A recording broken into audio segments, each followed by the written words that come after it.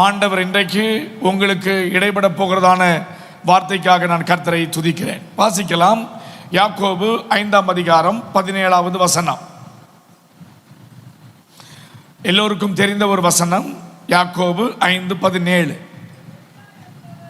எலியா என்பவன் நம்மை போல பாடுள்ள மனுஷனாய் இருந்தும் போதும். எலியா என்பவன் நம்மை போல பாடுள்ள மனிதனாய் இருந்த போதும், Elijah was just like all of us. நம்மை போல ஒரு மனிதனாகிய எலியா, நம்மை போலவே பாடுகள் நிறைந்த மனிதன், நம்மை போலவே வேதனைகள் நிறைந்த மனிதன், நம்மை போலவே பலவிதமான சிக்கல்களை, பலவிதமான பாடுகள் நடுவிலே வந்த ஒரு மனிதன். இதை வேத புஸ்தகம் புதிய ஏற்பாட்டில் அவரை குறித்து அழகாக சொல்லுகிறது. 2 வசனங்கள் அங்கே இருக்கிறது. எலியான் என்பவன் நம்மை போல பாடுள்ள மனுஷனாய் இருந்தும், மழை வராதபடிக்கு கருத்தாய் ஜெபம் பண்ணினான். அப்பொழுது 3 வருஷம் 6 மாதம் பூமியில் மழை பெய்யவில்லை. அதற்கு அடுத்த வருடத்திலே பார்த்தால், வசனங்களை பார்த்தால், அவன் ஜெபித்த பொழுது அங்கே மழை பொழிந்தது என்று வேதம் நமக்கு சொல்லுகிறது. 2 விதமான காரியத்தை ஒருவன் மூலமாக ஆண்டவர் செய்ய ஆரம்பிக்கிறார். ஒவ்வொரு விசுவாசனுடைய வாழ்க்கையிலும் 2 விதமான வாழ்க்கை அனுபவங்கள் எப்பொழுதுமே இருக்கும். ஒன்று வாழ்க்கையினுடைய உயர்ந்த ஆவிக்குரிய வாழ்க்கை, மற்றொன்று வாழ்க்கையின் உயர்ந்திருந்த நிலைமையிலிருந்து தானாக இறங்கி வந்து இதற்கு மேல் என்னால் எதுவும் செய்ய முடியாது என்ற நிலைமைக்கு வரக்கூடிய ஒரு நிலைமை. இந்த 2 நிலைமைக்கு இடையிலே வரும் பொழுது கர்த்தர் ஒவ்வொருடைய வாழ்க்கையிலும் தான் என்ன செய்ய வேண்டும் என்பதை செய்து அந்த மனிதனை தன்னுடைய கரத்திலே எடுக்கிறதை பார்க்கிறோம். இந்த அருமையான வேளையில் இந்த எலியாவை குறித்து சிலவற்றை உங்களோடு பகிர்ந்து கொள்ள விரும்புகிறேன். எலியா என்பவனுக்கு அறிமுகம் இல்லாத ஒரு தீர்க்கதரிசி. அவனுக்கு அறிமுகம் இல்லை. அவனுக்கு ஊர் பெயர் இருக்கிறது, அறிமுகம் இல்லை. அவனை குறித்து எந்த விதமான தகவல்கள் மேற்படியாக வேதத்தில் சொல்லப்படவில்லை. குடும்பத்தினுடைய பெயர் இல்லை. அவனுடைய வம்ச வரலாறை குறித்ததான பெரிய வரலாறு இல்லை. அவனுக்கென்று பிள்ளைகள் இருக்கிறா இல்லையா என்பதை குறித்து தெரியவில்லை. அவன் திருமணம் ஆனவரா இல்லையா என்பதை குறித்து விவரம் தெரியவில்லை. திடீரென்று தேவன் அந்த பாத்திரத்தை 1 ராஜாக்கள் 17ஆம் அதிகாரத்தின் 1ஆம் வசனத்திலே அவனை அறிமுகப்படுத்துகிறதை பாருங்கள். கீலியாத் குடிகளிலே திஸ்பனாகிய எலியா ஆகாபை நோக்கி திடீரென்று வருகிறான். ஒரு ஊரிலிருந்து வருகிற ஒரு தீர்க்கதரிசி. அவனுடைய வயது சொல்லப்படவில்லை. அவன் யார் என்று முழுமையாக அறியப்படாத ஒரு மனிதனை ஆண்டவர் அறிமுகப்படுத்தி வல்லமையான ஒரு கருவியாக ஆண்டவர் பயன்படுத்துகிறார். ஒருவேளை இந்த கூட்டத்திற்கு வந்திருக்கக்கூடிய நம்மில் பல பேருக்கு நாம் யார் என்றே பிறருக்கு அறிமுகம் இல்லாமல் இருக்கலாம். நம்முடைய வாழ்க்கை எப்படிப்பட்டது என்று பிறருக்கு தெரியாமல் இருக்கலாம். நம்முடைய வாழ்க்கையின் சூழ்நிலைகள் எப்படிப்பட்டது என்று அநேகருக்கு தெரியாமல் இருக்கலாம். ஆனால் இந்த மாலை வேளையில் நாம் ஒவ்வொருவரையும் கர்த்தர் வல்லமையாக பயன்படுத்தி தான் விரும்புகிற செயலையும் தான் விரும்புகிற ஆச்சரியமான காரியத்தையும் ஆண்டவர் நம்முடைய வாழ்க்கையிலே செய்ய விரும்புகிறார். இவனை குறித்து நான் சொல்லும் பொழுது 8 12 அற்புதங்களை முக்கியமான அற்புதங்களாக அவன் செய்ததை பார்க்கிறோம். அவனுடைய ஒவ்வொரு அற்புதமும் அவனுடைய வாழ்க்கைக்கு மிகுந்த பிரயோஜனமுடையதாக இருந்தது. இப்பொழுது கர்த்தருடைய வார்த்தை அவனுக்கு நேராக உண்டாயிற்று. எலியாவே, இவ்விடத்தை விட்டு போய் யோர்தானுக்கு நேராக கேரித் ஆற்றன் அண்டையிலே நீ அமர்ந்து இருப்பாயாக. ஆண்டவர் அவனை ஊழியத்திற்கு அழைக்கும் பொழுது, ஆண்டவர் அவனை தெரிந்து கொண்ட பின்பு, அவனை ஆண்டவர் கையில் எடுப்பதற்கு முன்பு, தேவன் அவனை பயன்படுத்துவதற்கு என்று நினைப்பதற்கு முன்பு ஆண்டவர் அவனை அமர சொல்லுகிறார். யோர்தானுக்கு நேராயிருக்கிற கேரித் அண்டையிலே நீ ஒளித்துக் கொண்டிரு, அங்கே நீ தண்ணீர் குடிக்க வேண்டும். நான் ஏற்கனவே காகங்களுக்கு கட்டளையிட்டிருக்கிறேன், அவைகள் உனக்கு தேவையான ஆகாரங்களை அவைகள் கொண்டு வரும். அல்லேலூயா. காலையிலும் கொண்டு வரும், மாலையிலும் கொண்டு வரும். அதுவரையிலும் நீ அங்கே காத்து கொண்டிரு. எத்தனை நாட்கள் காத்து கொண்டிருக்க வேண்டும் என்று வேதம் அங்கே சொல்லவில்லை. அவன் காத்து கொண்டிருக்கிறான். ஒரு விசுவாசனுடைய வாழ்க்கையில் ஆரம்ப நாட்கள் முதற்கொண்டு கர்த்தரை அறியும் அறிவினுடைய நாட்களை பெருக்கும் வரையிலும் நீ அமர்ந்திருக்க ஆண்டவர் கிருபை தருவாராக. நீ அமர்ந்திருக்க வேண்டும். நீ அமர்ந்திருக்கும் பொழுது தேவன் தேவையான ஆகாரங்களை தருகிறார். தண்ணீர் உண்டு, மாம்சம் உண்டு, ஆனால் அதை கொண்டு வரக்கூடிய வித்தியாச முறைகள் உண்டு. அதை குறித்து பின்பாக சொல்ல விரும்புகிறேன். இப்பொழுது காகங்கள் அவனுக்கு காலையிலும் மாலையிலும் அவனுக்கு ஆகாரம் கொண்டு கொடுக்கிறது. அற்புதமான ஆரம்பம். அறிமுகம் இல்லாதவன் என்று சொன்னேன், ஆனால் அறிமுகம் இல்லாதவனுக்கு ஆண்டவர் இந்த உலகத்திற்கு அவனை அறிமுகப்படுத்துகிறதை பார்க்கிறோம். எப்படி என்றால், வல்லமையான வரங்களினாலும் அவனுடைய கிருபையினாலும் அழைத்த தேவன் அவனை ஆரம்பிக்கும் பொழுது வல்லமையினாலும் கிருபையினாலும் அவனை முடிசூட்டி அவனை ஆச்சரியப்படுத்தினார். காகங்கள் ஆகாரம் கொடுக்காது. காகங்கள் எப்பொழுதும் எடுத்துக்கொண்டு போகக்கூடிய தன்மைகள். ஒரு காக்கை அல்ல, காகங்களுக்கு அவர் கட்டளையிட்டு இருந்தார். அருமையான தேவ ஜனமே, கர்த்தருடைய பிள்ளைகளே, அருமையான விசுவாச பெருமக்களே, இந்த அருமையான மாலை வேளையில் கர்த்தர் இந்த இடத்தில் நமக்கு தேவையான போஷாக்குகளை தர விரும்புகிறார். நமக்கு தேவையான ஆவிக்குரிய மன்னாவை தர விரும்புகிறார்.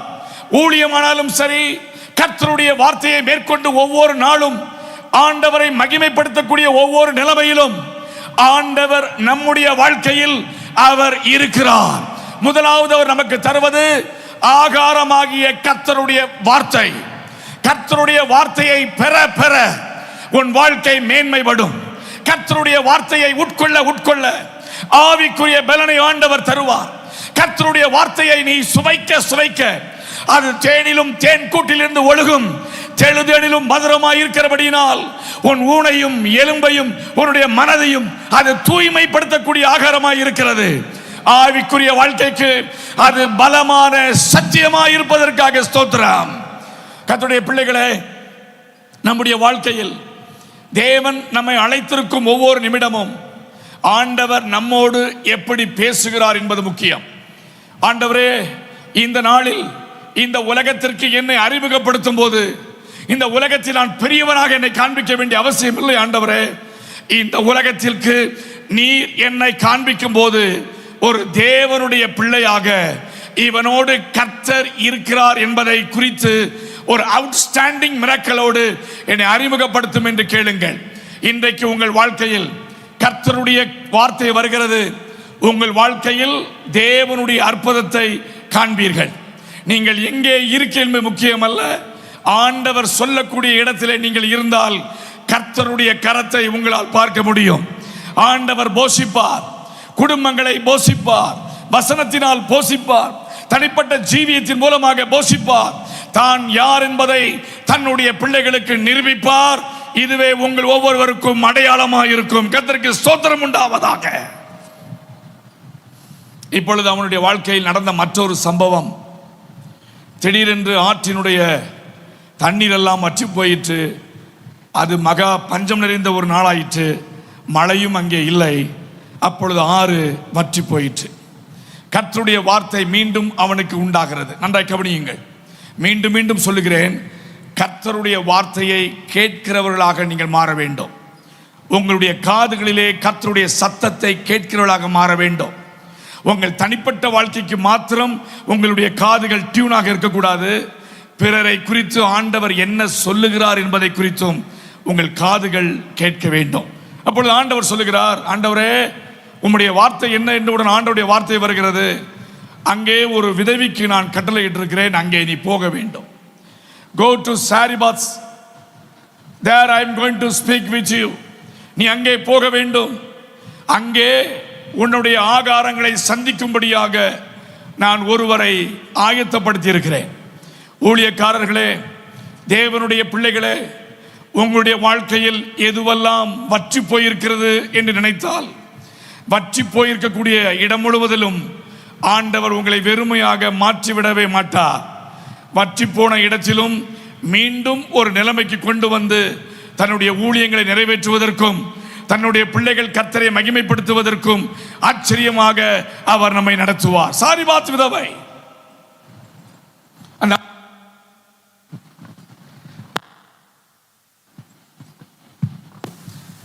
அந்த அம்மாவுக்கு பெயர் சொல்லப்படவில்லை. அந்த அம்மாவுடைய காரியம் எதுவுமே சொல்லவில்லை. அவருடைய மகள் பெயர் எங்கே இல்லை. ஒரே ஒரு நிபந்தனை சொல்லப்பட்டிருக்கிறது, அவள் சாரிபாத்தை சார்ந்தவள், அவள் ஒரு விதவை. சில நேரங்களில் நீங்கள் பாருங்கள், முதலாவது ஆண்டவர் எலியாவுக்கு தெரிந்து கொண்ட ஒரு பாத்திரம் காக்கை. இந்த காக்கையானது எதற்கும் பயன்படாத ஒரு பெரிய பறவை அல்ல. அதை கொண்டு அவனுடைய வாழ்க்கையில் ஆண்டவர் அற்புதங்களை செய்தார். இரண்டாவது, விதவை, எந்த விதத்திலும் தன்னால் எந்த பொருளையும் ஈட்ட முடியாத ஒரு பெண். அவளை கொண்டு ஆண்டவர் இவனுடைய வாழ்க்கையில் காரியங்களை செய்ய ஆரம்பிக்கிறார். நம்முடைய அநேக நேரங்களில் நம்முடைய வாழ்க்கையில் எனக்கு இப்படித்தான் இந்த அற்புதம் நடக்கும் என்று நீங்கள் நினைத்தால் அது தவறு. ஆண்டவர் தன்னுடைய பாணியிலேயே தான் நம்முடைய வாழ்க்கையில் அற்புதங்களை செய்ய ஆரம்பிப்பார். நீங்கள் நினைப்பது போல ஆண்டவர் அற்புதங்களை அப்படி செய்யவே மாட்டார். ஆண்டவருக்கென்று ஒரு பாணி உண்டு, ஆண்டவருக்கென்று ஒரு வரையறை உண்டு, ஆண்டவருக்கென்று இதை இப்படித்தான் செய்ய வேண்டும் என்று ஒரு வழிமுறை உண்டு. நீங்கள் நினைப்பது போல் செய்துவிட்டால் ஆண்டவருடைய நாமம் அங்கே மகிமைப்படாது. அநேக நேரங்கள் எப்படித்தான் நாம் ஜெபிக்கிறோம், ஆண்டவரே என் வாழ்க்கையில் இதை தாரும், இப்படித்தான் இது நடக்க வேண்டும், இப்படித்தான் இது இருக்க வேண்டும் என்று நாம் அநேக நேரத்தில் கேட்கிறோம். இல்லை, ஆண்டவரே எனக்கு ஒன்றும் தெரியாது, ஆண்டவரே நீர் உம்முடைய சித்தத்தின்படி என் வாழ்க்கையில் காரியங்களை நடப்பி தருவீராக என்று கேட்டு பாருங்கள். காகைகளும் வரும், அக்கினி ரதமும் வரும். நீங்கள் விரும்பாத இடத்திலே உங்களுக்கென்று அற்புதங்களையும் ஆண்டவர் செய்து உங்களை ஆச்சரியப்படுத்துவார். கர்த்தருக்கு ஸ்தோத்திரம் உண்டாவதாக. சாரிபாத் விதவினுடைய வாழ்க்கை எப்படிப்பட்டது? மிகவும் வருத்தத்திற்குரிய ஒரு வாழ்க்கை. எப்படி என்றால், அவருடைய ஸ்டேட்மெண்ட் என்னவென்றால், நான் இப்பொழுது சாப்பிட்ட போகிறேன், சாப்பிட்ட பின்பு நானும் என் பிள்ளையும் மரிக்க போகிறோம், அதற்காக 2 விறகு பொறுக்கிக் கொண்டிருக்கிறேன், நீரும் வந்து கேட்கிறீரே என்ற ஒரு கேள்வி. நன்றாய் கவனியுங்கள். அநேக நேரங்களில் நம்முடைய வாழ்க்கையில் இயலாதவரிடத்திலே கொண்டு ஆண்டவர் நிறுத்தும் போது அந்த இயலாமைகள் எல்லாவற்றையும் ஆண்டவர் சாதாரணமாக இயல்பாய் மாற்றுவார். இல்லாத ஒன்றை இருக்கிறதை போல் அழைக்கிற கர்த்தர் நம்முடைய ஆண்டவர். எல்லாவற்றையும் நேர்த்தியாய் செய்கிறவர் நம்முடைய கர்த்தர். எல்லாவற்றையும் அதன் பெயர்களை சொல்லி அழைக்கிற கர்த்தர். உங்களையும் என்னையும் ஆண்டவர் அழைத்திருப்பது உண்மை என்றால், உங்கள் வாழ்க்கையும் என் வாழ்க்கையும் அவர் பிழைப்பூட்டுவதற்கு போதுமானவராய் இருக்கிறார். இப்போ ஒரு பீக்கில் இருக்கிறார் எலியா. எலியாவினுடைய வாழ்க்கை மிகவும் ஒரு ஆரம்பம், ஊழியத்தினுடைய ஆரம்பத்தில் இருக்கிறார். ஊழியத்தினுடைய மேன்மையை புரிந்து கொள்வதற்கு ஆண்டவர் வாய்ப்பை கொடுக்கிறார். நாமும் புரிந்து கொள்ள வேண்டும், பிறரையும் புரிந்து கொள்ள வைக்கிறார். இந்த அருமையான விதவை குறித்து வேதம் சொல்லுகிறது, பயப்படாதே, நீ போய் உன் வார்த்தையின்படி ஆயத்தப்படுத்து, ஆனாலும் அதில் இருக்கக்கூடிய முதல் சிறிய அடையை பண்ணி என்னிடத்தில் கொண்டு வா, பின்பு உனக்கும் உன் குமாரனுக்கும் பண்ணலாம். இது தீர்க்கதரிசியினுடைய வார்த்தை, கர்த்தருடைய ஊழியருடைய வார்த்தை, தேவ மனிதனுடைய வார்த்தை. தேவ மனிதனுடைய வார்த்தை வருகிறது, முதலாவது இதை நீ செய்வாயாக. கர்த்தருடைய பிள்ளைகளே, கர்த்தருடைய வார்த்தை வரும் பொழுது, ஊழியரிடத்திலிருந்து கர்த்தருடைய வார்த்தை வரும்போது முதலாவது செய்ய பழகினாலே நம்முடைய வாழ்க்கையில் ஆசீர்வாதத்தை பார்க்க முடியும். இங்கே அதைத்தான் நடக்கிறது. ஆண்டவர் சொன்னார், ஊழியக்காரனிடத்தில் சொல்லுகிறார், நீ போய் முதலாவது அடையை செய்து கொண்டு வா. கொண்டு வா. கொண்டு வந்தாள். கொண்டு வந்தவளுக்கு ஆசீர்வாதம் என்ன தெரியுமா? கர்த்தர் தேசத்தின் மேல் மழையை கட்டளையிடும்படி நாள் மட்டும் பானையின் மா செலவழிந்து போவதும் இல்லை, கலசத்தில் எண்ணெய் குறைந்து போவதும் இல்லை என்று இஸ்ரவேலின் தேவனாகிய கர்த்தர் சொல்லுகிறார் என்றான். அவள் போய் எலியாவின் சொற்படி செய்தாள். அவளும் இவனும் அவள் வீட்டார் அநேகர் நாள் சாப்பிட்டார்கள். இந்த வசனத்தை நான் படிக்கும் பொழுது என்னுடைய மூளைக்கு சிந்திக்கப்பட்டவைகள் அநேகம். ஆண்டவரே, இல்லாதவைகளை இருக்கிறவரை போல் அழைக்கிற கர்த்தர் நீர். ஆனால் இவளுடைய வாழ்க்கையில் நீர் செய்தது ஆச்சரியமானது.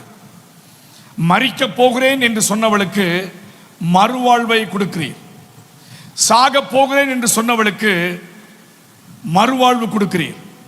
ஆகாரத்தினால் இல்லாதபடிக்கு மரித்து போகிறேன் என்று சொல்லவளுக்கு பஞ்சகாலம் தீரும் மட்டும் உன் வாழ்க்கையை ஆசீர்வதிப்பேன் என்று ஆண்டவர் சொல்லுகிறார். இந்த அருமையான மாலை வேளையில் துக்கத்தோடு, கலக்கத்தோடு, வேதனையோடு, பசியோடு, வித்தியாசமான அனுபவத்தோடு இங்கே வந்திருப்பீர் என்று சொன்னால் உங்களுக்காக நான் நேரடியாக ஒரு வார்த்தையை சொல்லுகிறேன். கர்த்தர் உன் வாழ்க்கையின் எல்லா சூழ்நிலைகளையும் மாற்றி உன் பஞ்சங்கள், வேதனைகள், கண்ணீர்கள், ஆகார குறைவுகள் எல்லாவற்றையும் அவர் மாற்றுகிறதற்கு போதுமானவராக இருக்கிறார். அது இன்றைக்கே தோன்றும். இப்பொழுது இவருடைய வாழ்க்கையை பாருங்கள். மிகவும் ஆசீர்வாதமான ஒரு வாழ்க்கை. இப்பொழுது அவருக்கு எந்த விதமான பிரச்சனை இல்லை. எலியா பேசினதெல்லாம் நடக்கிறது. எலியா சொன்ன வார்த்தைகள் எல்லாம் நடக்கிறது. எலியாவின் மூலமாய் சொல்லப்பட்ட அத்தனை வார்த்தைகளும் ஒன்று கூட கீழே விழாதபடிக்கு அவைகளை ஆண்டவர் ஆச்சரியமாக கொண்டு செல்கிறார். இப்பொழுது திடீரென்று ஒரு சம்பவம் நடக்கிறது. அது என்னவென்றால், அந்த விதவியினுடைய மகன் மரித்து போகிறான். விதவியினுடைய மகன் மரித்து போன உடனேயே அது யார் மேல் பழி வருகிறது என்றால், இந்த ஊழியக்காரன் மேல் பழி வருகிறது.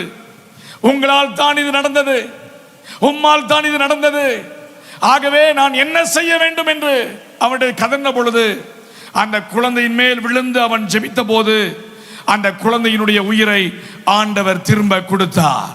சோர்ந்து போய் அழிக்கப்பட்டு வாழ்க்கையில் எல்லாம் பறிபோய் விட்டது, பிரச்சனைக்குரியதான நிலைமை, வாழ்க்கையில் எல்லாம் முடிந்து என் வாழ்க்கை இதற்கு மேல் எதுவுமே செய்ய முடியாது என்ற நிலைமைக்கு வருகிற யாராக இருந்தாலும் உங்களுக்கு சொல்லுகிறேன், நீ இருக்கிற இடத்திலே மீண்டும் உயிர் பெறுவாய். உனக்கென்று ஆண்டவர் வைத்திருக்கக்கூடிய சகல நன்மைகளையும் நீ பெற்று கர்த்தரை மகிமைப்படுத்துவாயாக. ஆண்டவருடைய வார்த்தையை பாருங்கள். அந்த மகன் உயிரோடு எழும்புகிறான்.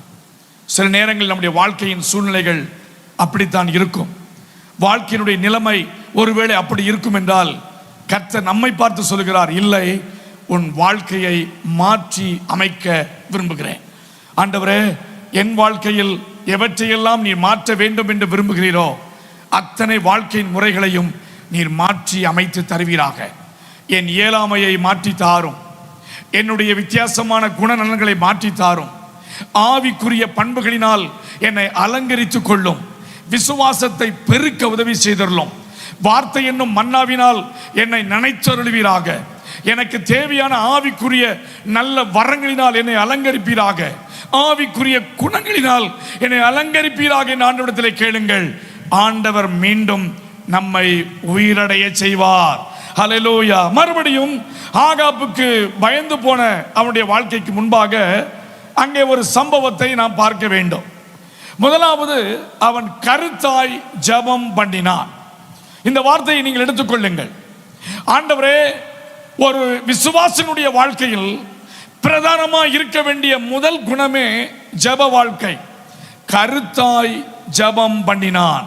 நல்ல கரங்களை உயர்த்தி சொல்வோம், ஆண்டவரே, நான் கருத்தாய் ஜெபம் பண்ணுவதற்கு எனக்கு கிருபை தாரும். கருத்தாய் ஜெபம் பண்ணினான். கருத்தாய் ஜெபம் பண்ணும் பொழுது என்ன நடக்கும்? வேண்டாதவைகள் தடை செய்யப்படும். எது தேவையோ அதை ஆண்டவர் ஏற்படுத்துவார். இந்த எலியாவினுடைய வாழ்க்கையில் இந்த சம்பவம் எப்படி நடக்கிறது என்று சொன்னால், முதலாவது அவன் ஜெபித்த பொழுது அவன் மழை நிறுத்தும்படியாக ஜெபித்தான். அடுத்த ஜெபங்களுக்கு வரும் பொழுது மழை பொழிய ஜெபித்தான். ஜெபத்திலே 2 விதமான காரியத்தை புரிந்து கொள்ள வேண்டும். நீங்கள் பூமியில் எதை கட்டுகிறீர்களோ அது பரலோகத்திலும் கட்டப்படும். எவைகள் பரலோகத்திலே கட்டப்படுகிறதோ இந்த பூமியிலும் கட்டப்படும், கட்டவிழ்க்கப்படும். ஆண்டவருக்கு மகிமை உண்டாவதாக. ஆண்டவரே, ஜெபம் என்னும் வலிய ஆயுதத்தை நீர் எங்களுக்கு தந்ததற்காக ஸ்தோத்திரம். ஜெபம் என்னும் வலித ஆயுதம் என்ன செய்யும்? எல்லாவற்றையும் மேற்கொள்ளும், எல்லாவற்றையும் மாற்றும், எல்லாவற்றையும் தேவன் விரும்புகிறபடி செய்யும், எல்லாவற்றையும் அவருடைய கரத்தினால் செய்வதற்கு ஆண்டவர் கிருபை தருவாராக. ஜெபம் என்பது கருத்தான ஜெபம். இந்த கருத்தான ஜெபத்தில் மிக முக்கியமான ஒன்றை நாம் எலியாவினுடைய வாழ்க்கையில் அறிந்து கொள்ள வேண்டிய மிக முக்கியமானது ஒன்று, தேவன் மேல் அவனுக்கு இருந்த வைராக்கியம். தேவன் மேல் அவனுக்கு இருந்த வைராக்கியம். இப்பொழுது மலைகள் இல்லை, பிரச்சனைக்குரிய ஒரு சூழ்நிலைகளுக்குள்ளே அவன் கடந்து போகிறான். இப்பொழுது அவன் வந்து மக்களை சந்திக்கிறான். திடீரென்று வரவில்லை, ஒரு நோக்கத்தோடு ஆண்டவர் அவனை அனுப்புகிறார். அந்த நோக்கம் என்ன? இஸ்ரவேல் கலங்க பண்ணினவன் நீ அல்லவா என்று ஆகாப் சொன்ன பொழுது, இல்லை, இந்த முழு தேசத்திற்கும் கலங்க பண்ணுகிறவன் நீ. என் ஆண்டவராகிய கர்த்தருக்கு முன்பாக ஒரு சவால் விடுவதற்கு, ஒரு எச்சரிப்பு கொடுப்பதற்காக நான் இருக்கிறேன் என்று சொல்லுகிறான். அந்த எச்சரிப்பு என்ன? அந்த எச்சரிப்பினுடைய தொனி என்ன? முதலாவது, உங்களுடைய தீர்க்கதரிசிகள் முழுவதும் ஒரு குழுவாக பிரிந்து நீங்கள் பலியிடலாம். அக்கினியினால் பதில் தருகிறவரே கர்த்தர், அக்கினியினால் பதில் தருகிறவரே கர்த்தர் என்பதை நிரூபிப்பதற்கு தயாரா என்ற ஒரு கேள்வி கேட்கிறான். சில நேரங்களில் நம்முடைய வாழ்க்கையில் ஆண்டவர் யார் என்பதை நிரூபிப்பதற்கு சில நேரங்கள் நமக்கு தேவைப்படும். சில நேரங்களில் கர்த்தர் சில காரியங்களை நம்முடைய வாழ்க்கையில் தெளிவாக சரியாக நிரூபிப்பார். உங்கள் வாழ்க்கை நிரூபிக்கப்படும், உங்கள் வார்த்தைகள் நிரூபிக்கப்படும். நீங்கள் சொன்ன வார்த்தைகளை கர்த்தர் கனம் பண்ணி அந்த வார்த்தைக்கு ஏற்ற பலனை கர்த்தர் கொடுப்பார். ஒரு வார்த்தையும் கீழே விழாது. தீர்க்கதரிசிகளாக இருக்கிறோம், கர்த்தருடைய பிள்ளைகளாக இருக்கிறோம், கர்த்தருடைய தேவ மனிதர்களாக வீற்றிருக்கிறார்கள். யாராக இருந்தாலும் அவருடைய வாயிலிருந்து வரக்கூடிய வார்த்தையை கர்த்தர் கனம் பண்ணுகிறவராக இருக்கிறார்.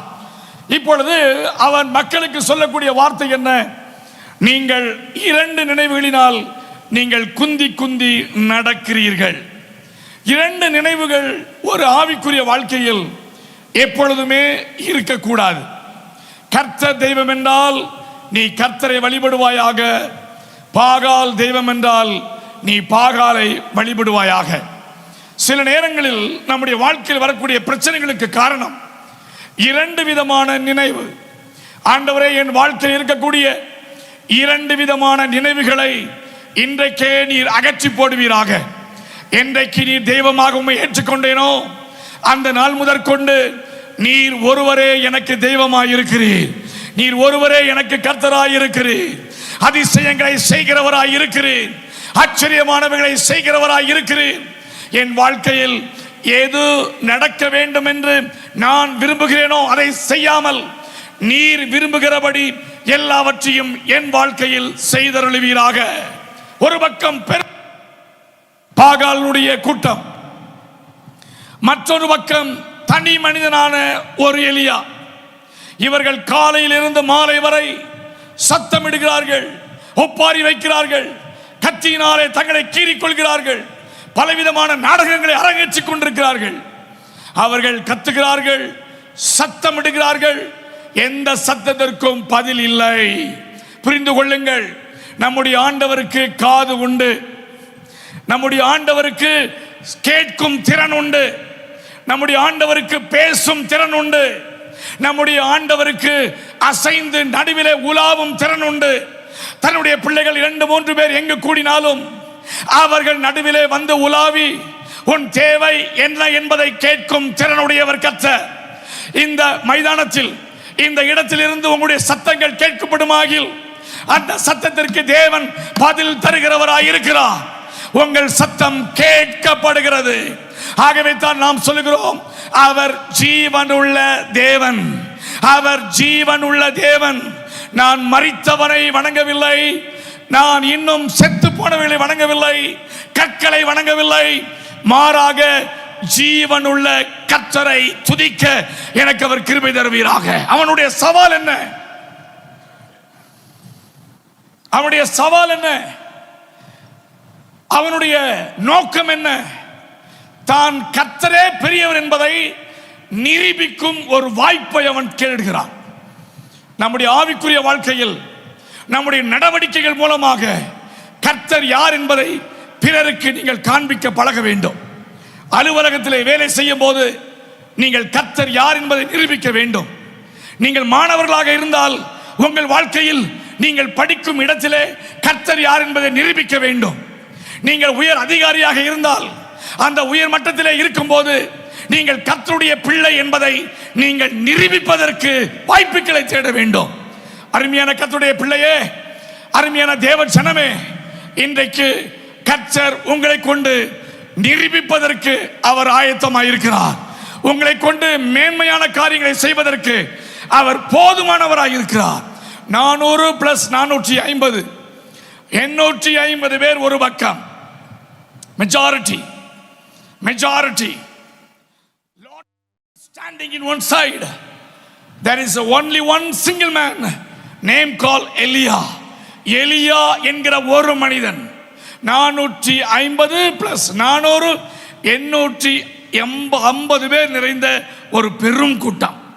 மக்களுக்கு தெரியும், பொதுவாகவே நாம் அதிகமான கூட்டத்தின் பக்கம்தான் சாய்வோம். அதிகமான கூட்டம் எங்கே இருக்கிறதோ அங்கே நாம் சாய்வது வழக்கம். ஒரு தனி மனிதனாக இருந்தால் நாம் சாய்வது வழக்கம் இல்லை, நெக்லெக்ட் பண்ணி விடுவோம். இங்கே தனியாக ஒரே மனிதனாக எலியா நிற்கதை பார்க்கிறோம். எலியாவிற்கு ஒரு பக்கம் வெட்கப்படுகக்கூடிய சூழ்நிலை ஏற்படுத்துகிறான், அவர்களோடு பேசுகிறான். எந்த பதிலும் வரவில்லை, எந்த பதிலும் வரவில்லை, எந்த பதிலும் வரவில்லை. நீங்களும் நானும் ஆராதிக்கிற தேவன் பதில் கொடுக்கிற கர்த்தராயிருக்கிறார். கூப்பிடுகிற காக்கை குஞ்சுக்கு அவர் ஆகாரம் கொடுக்கிறவர். அப்பா என்று நீ அழைத்தால் உன் அருகாமையிலே வந்து உன் தேவையை சந்திக்கிறவர் நம்முடைய ஆண்டவராயிருக்கிற கர்த்தராயிருக்கிறார். நடந்தது என்ன? நடந்தது என்ன? இந்த எலியா அதே பலிபீடத்தை அவன் தேர்ந்தெடுக்கவில்லை.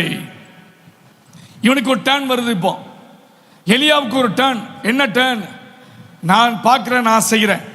சாயங்காலம் ஆகிறது, நேரம் போகிறது, எல்லாவற்றையும் அவன் தனக்குண்டான தெளிவான ஒரு காரியத்தை செய்கிறான். 30ஆம் வசனத்தை பாருங்கள். 18ஆம் அதிகாரம் 30. அப்பொழுது எலியா சகல ஜனங்களையும் நோக்கி என் கிட்டே வாருங்கள் என்றார். All my people come to me, come to my presence. ஆண்டவர் நம்மை அப்படித்தான் அழைக்கிறார். நம்முடைய வாழ்க்கையில் அற்புதங்கள் நடைபெற வேண்டும் என்று விரும்பினால், வாழ்க்கையில் தேவன் விரும்புகிற பெரிய காரியங்களை எதிர்பார்த்து காத்திருப்பீர்கள் என்று சொன்னால், ஒரு எளிமையான வழி ஒன்று இருக்கிறது. அது என்னவென்றால், நீங்கள் அனைவரும் என்னிடத்தில் வாருங்கள். Come to me, drawn to me. என்னிடத்தில் வாருங்கள், நான் உங்களை புறம்பே தள்ளுவதில்லை. எலியாவின் வாயிலிருந்து வார்த்தை வருகிறது, என்னிடத்தில் வாருங்கள். எல்லா ஜனங்களும் வந்து பார்க்கிறார்கள். பார்க்கும் பொழுது அவன் ஒன்றை காண்பிக்கிறான். தகர்க்கப்பட்ட கர்த்தருடைய பலிபீடத்தை அவன் செப்பனிடுகிறான். Hallelujah. He started to repair the altar which was there. அங்கே இருந்த அந்த பலிபீடத்தை செப்பனிடுகிறான். தேவ பிரசன்னத்தில் நிறைந்து, கர்த்தரால் நிரப்பப்பட்டு, ஆவியிலே நிரப்பப்பட்டு தேவ சமூகத்திலே நிற்கும் போது நமக்கு முன்பாக இருக்கக்கூடிய எல்லா விதமான பலிபீடங்களை ஆண்டவர் செப்பனிட கிருபை தருவாராக. பலிபீடங்கள் என்று சொன்னால் தேவனுக்கு தகனம் கொடுக்கக்கூடிய இடம் மாத்திரமல்ல, that is also called the family altar. அது குடும்பத்தினுடைய பலிபீடம் என்று எடுத்துக்கொள்ளுங்கள். எப்படி அது பலிபீடம் என்று நீங்கள் எடுத்துக்கொள்ள வேண்டும், எப்படி அது குடும்பத்தின் பலிபீடம் என்று எடுத்துக்கொள்ள வேண்டும் என்று நீங்கள் பார்த்தால், அங்கே வசனம் மிகவும் அழகாக இருக்கிறது. உனக்கு இஸ்ரவேல் என்னும் பேர் இருப்பதாக என்று சொல்லி, கர்த்தருடைய வார்த்தையை பெற்ற யாக்கோபினுடைய குமாரனால் உண்டான கோத்திரங்களின் இலக்கத்தின்படியே 12 கற்களை எடுத்து வைத்தான். 12 கற்கள். ஞாபக கற்கள். பழைய ஏற்பாட்டிலே நீங்கள் 12 என்பதை பல இடங்களிலே பார்க்கலாம். ஞாபகம், யோர்தான் நதியிலே கடந்து வரும்போது 12 கற்கள் நாட்டப்பட்டது. அந்த 12 கற்கள் உன்னுடைய ஜனங்கள் எதற்கு என்று கேட்டால், யோசுவா நீ சொல்ல வேண்டும், கர்த்தர் எங்களை இப்படித்தான் நடத்தினார், அதனுடைய அடையாளமாக இந்த 12 கற்களை நாட்டியிருக்கிறோம். கர்த்தருக்கு ஸ்தோத்திரம் உண்டாவதாக. 12 அப்போஸ்தலர்களை ஆண்டவர் தெரிந்து கொண்டார். ஊழியத்திற்கென்று வேறு பிரிக்கப்பட்டவர்களை ஆண்டவர் தெரிந்து கொண்டார். 12 என்பது இன்றைக்கு 12 எண்ணிக்கை மாத்திரமல்ல, அவரை தொழுது அவர் நாமத்தை மகிமைப்படுத்தி அவருக்காக காத்திருக்கக்கூடிய அத்தனை பேரையும் அவர் தன்னுடைய ஊழியத்திற்கென்று அழைக்கிறார். கர்த்தருக்கு மகிமை உண்டாவதாக.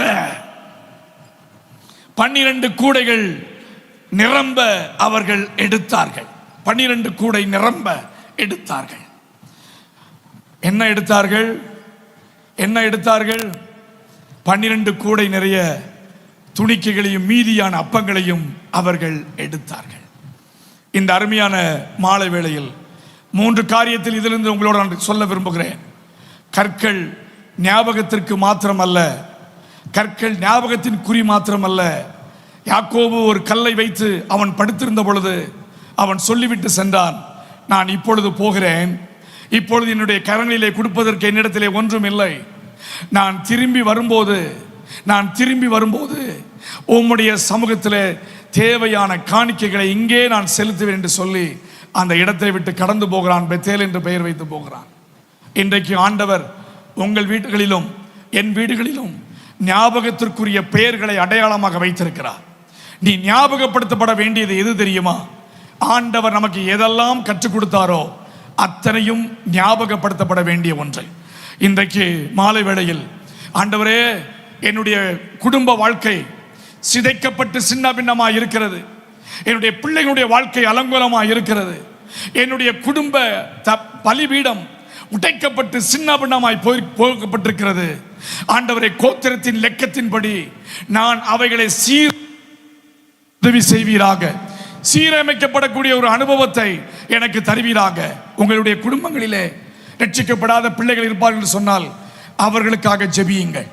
12 கற்கள் 12 கோத்திர தலைவனுடைய பெயரிலே அமைக்கப்பட்டது. உங்களுடைய பிள்ளைகள் ரட்சிக்கப்படவில்லையா? அவர்களுக்காக ஜெபியுங்கள். குடும்பத்தில் யாராவது கர்த்தரை விட்டு தூரமாக இருக்கிறார்களா? அவர்களுக்காக ஜெபியுங்கள். கர்த்தருடைய நாமத்திற்கு மகிமையற்ற செயல்களில் ஈடுபடுகிறார்களா? அவர்களுக்காக நீங்கள் ஜெபியுங்கள். இன்றைக்கு பெரிதான ரட்சிப்பை கர்த்தர் நம்முடைய குடும்பங்களிலே கொண்டு வருவார். கர்த்தருக்கு மகிமை உண்டாவதாக. அது ஞாபகத்தின் அடையாளமாக இருப்பதாக. அது என்ன விதமான ஞாபகத்தின் அடையாளம்? அந்த ஞாபக அடையாளம் எப்படிப்பட்டதாக இருக்கிறது? அந்த ஞாபகத்தின் அடையாளமானது வரும் சந்ததிக்கு அது அடையாளமாக இருப்பதாக. நீங்கள் துதிக்கும் துதி, நீங்கள் ஜெபிக்கும் ஜெபம், நீங்கள் ஜெபிக்கும் வேத வசனத்தினுடைய ஆழங்கள், கர்த்தருக்காக மகிமைப்படுத்தக்கூடிய மகிமைகள், இவைகளெல்லாம் உங்களோடு போய்விடக்கூடாது. நீங்கள் ஆண்டவரை துதித்துவிட்டு ஆண்டவருடைய ராஜ்யத்திற்குள் பிரவேசித்து விடக்கூடாது, போதும் என்று போய்விடக்கூடாது. இல்லை, மாறாக நீங்கள் கற்ற வேதம், உங்களுக்கென்று சொல்லப்பட்ட அப்போஸ்தலருடைய உபதேசங்கள், வேதத்தின் மகத்துவங்கள், கர்த்தரை அறிந்த அந்த மேன்மையான திட்டங்களை எல்லாவற்றையும் உங்களும் உங்களுடைய பிள்ளைகளும் அறிந்து கர்த்தரை துதிப்பார்களாக. கர்த்தருக்கு மகிமை உண்டாவதாக. சொல்லணும், ஆண்டவரே நான் மாத்திரமில்லை, ஆண்டவரே என் பிள்ளைகளும் உம்மை சேவிக்கும் அந்த சேவிப்பை தருவதற்காக உமக்கு நன்றி. ஞாபகமாக இருக்க வேண்டும். அந்த பலிபீடத்தை பாருங்கள். அந்த பலிபீடத்தில் அவன் செய்ததெல்லாம் வினோதமான ஒன்று.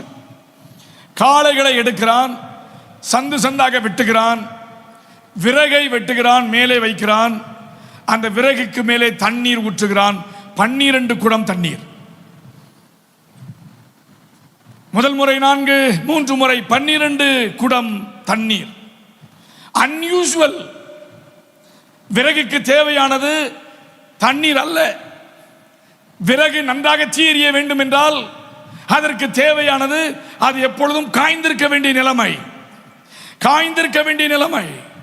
தேவையானது நெருப்பை தவிர தண்ணீர் அல்ல. தண்ணீரானது நெருப்பை அணைக்கும் அதிகாரமுடையது. நெருப்பு அணைக்கும் அதிகாரமுடையது, அணைக்கும் அதிகாரமுடையது. அதை ஒன்றோடு ஒன்று கிட்டி சேராத தன்மை உடையது.